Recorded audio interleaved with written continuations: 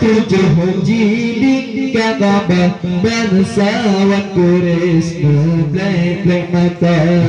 ngalim bodoh tabur dari jangan takut Tuhan Azza wa Jalla ulutana Jibril perintah Tuhan menyuruhkan firman Iqra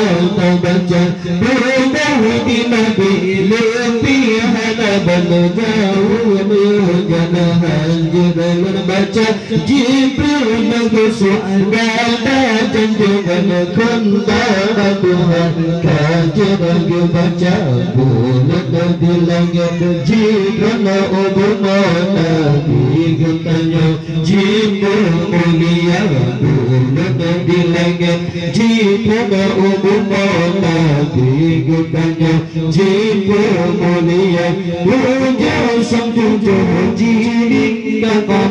bangsawan Quraisy memandang puja sang tujuh jilid Ka'bah bangsawan Quraisy memplek-plek mata dituku jodoh dengan kurtasi dalam tubuh nabi anggota Yohana Muhammad Nurullahani Khadijah dan cerita Nabi Muhammad Khadijah rumah harapan jantan yang lama rumah pegang oleh harapan anu Abdullah bangsa Anbiya dulu berdilangan jika umumah Nabi ketangga jika mulia dulu berdilangan jika umumah Nabi ketangga jika mulia puja sentuhan jilid Ka'bah bangsawan Quraisy memandang puja sentuhan jilid Ka'bah bangsawan Quraisy memplek-plek mata Tuhan Nabi Nabi halabalana jawab yadalah jibal baca Jibril bersuara berjangan lakin nama Tuhan terjadi baca Nabi berjangan dengan perintah siaran tubuh Nabi anggota Yohana Muhammad Nurullah kita Khadijah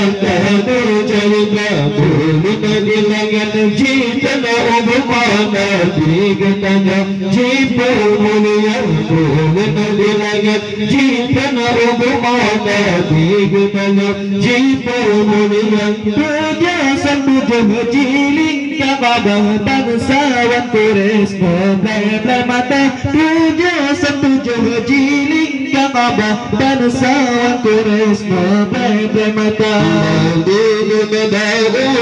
Khadijah warakah jantan mana kemana pegang oleh warakah Abdullah bangsa Anbiya Allah bersama kata Muhammad pemimpin umat di dalam dunia Rasulullah kata diangkat di dalam kita rendah punya kabul dan bilangnya jika umumah Nabi kita Jibril mulia